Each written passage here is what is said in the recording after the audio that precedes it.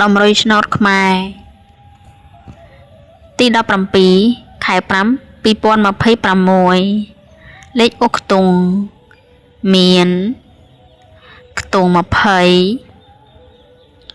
ខ្ទង់18និងខ្ទង់30លេខរងមាន21 8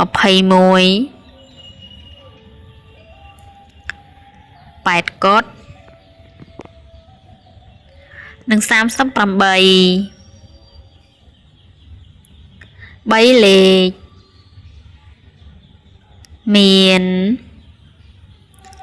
379និង035